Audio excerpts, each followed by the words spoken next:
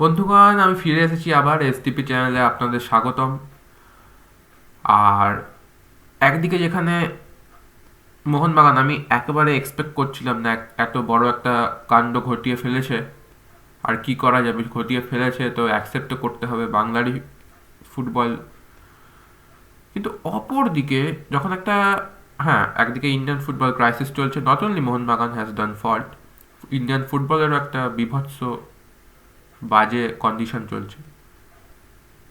অপর দিকে ইস্ট বেঙ্গলের মেয়েরা,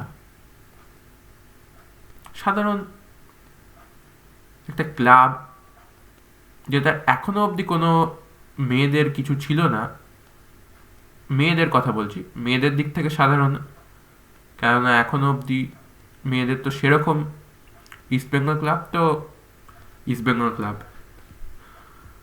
এএফসিতে ইন্ডিয়ার একটাই ক্লাব, ইস্ট বেঙ্গল ক্লাব। ইন্ডিয়ার তো গর্ববোধ আছেই, তবে মেয়েরা সাধারণ একটা ক্লাব যদি কেউ ভেবে থাকেন, ঠিকই করেছেন।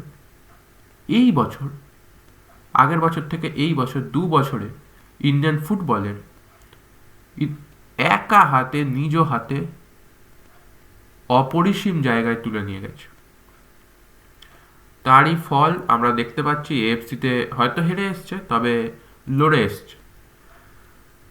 SAFF championship, club championship, West Bengal মেয়েরা উইমেন্স দ্য ক্লাব চ্যাম্পিয়নশিপ, কালকে একটা খেলা ছিল, এপিএফ ক্লাব নেপালের বিরুদ্ধে ড্র করেছে, তবে টেবিল টপ করেছে, 13টা গোল করেছে, 0 গোলস কনসিডেড, একটাও গোল খায়নি। ইস্ট বেঙ্গলের মেয়েরা, তাই বলি যে একবার ভাবুন, যেদিকে ইস্ট বেঙ্গলের মেয়েরা এরকম করছে, সেদিকে অন্যান্য ক্লাবগুলোকেও দেখতে হবে, দেখা উচিত। East Bengal versus APF club কাঠমান্ডুতে হবে, এটা 4:45 থেকে ফাইনাল হতে চলেছে আপনার। এবার কেউ মনে করবেন যে কি করব দেখে, আমাদের তো কোনো মেয়েদের ক্লাব নেই, আমরা অত ভ্যালু দিই না, এই না ওই না। ইন্ডিয়ান ফুটবলের স্বার্থে এই ম্যাচটা দেখবেন, ইন্ডিয়ান ফুটবলের স্বার্থে এই ম্যাচটা দেখবেন। এপিএফ ক্লাব অফ কাঠমান্ডু বনাম অফ নেপাল বনাম ইস্ট বেঙ্গল মেয়েরা, ভারতীয়দের গর্ববোধ করে তুলছে এই ইস্ট বেঙ্গল।